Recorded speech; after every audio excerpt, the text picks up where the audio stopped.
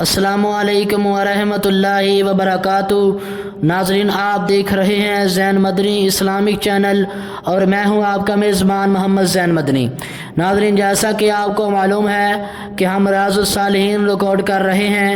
آج ہم ریاض الصالحین کی حدیث نمبر 68 ریکارڈ کریں گے اور یہ اس باب نمبر 5 کی آخری حدیث ہے۔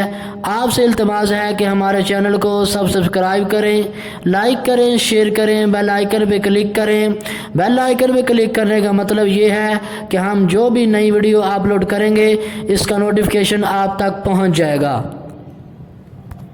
نحمدہ و نصلی علی رسولہ الکریم، اما بعد فاعوذ باللہ من الشیطان الرجیم، بسم اللہ الرحمن الرحیم۔ ریاض الصالحین جلد اول اور باب نمبر 5، باب المراقبتی، مراقبے کا بیان، اور حدیث نمبر 68۔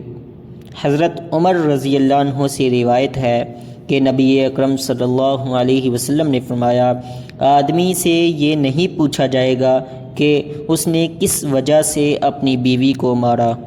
اسے ابو داؤد وغیرہ نے روایت کیا ہے۔ حافظ صلاح الدین یوسف صاحب نے اس حدیث کے فوائد و مسائل اخذ کرتے ہوئے یہ لکھا ہے کہ یہ حدیث سنن ابن ماجہ اور مسند احمد میں بھی ہے، اور اس کی سند میں عبد الرحمن مصلی مجہول راوی ہے۔ شیخ البانی رحمہ اللہ نے بھی ارواح الغلیل میں اس کی سند کو ضعیف کہا ہے۔ مزید تفصیلات کے لیے الموسوغہ الحدیثیہ مسند امام احمد دیکھیے۔ دوسرے نمبر پہ یہ مسئلہ تحریر کیا کہ خاوندوں کو اسلام نے قطعاً یہ حق نہیں دیا کہ وہ اپنی بیویوں کو بلا وجہ ماریں، پیٹیں اور ان کے ساتھ جیسا چاہیں سلوک کریں۔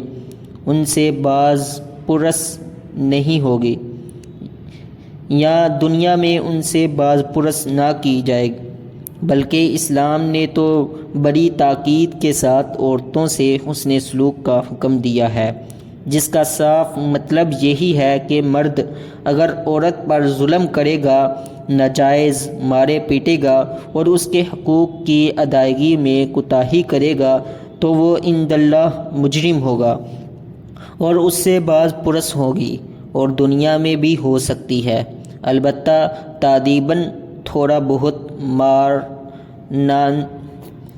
مارنا نص قرآنی سے ثابت ہے۔ وما توفیقی الا باللہ۔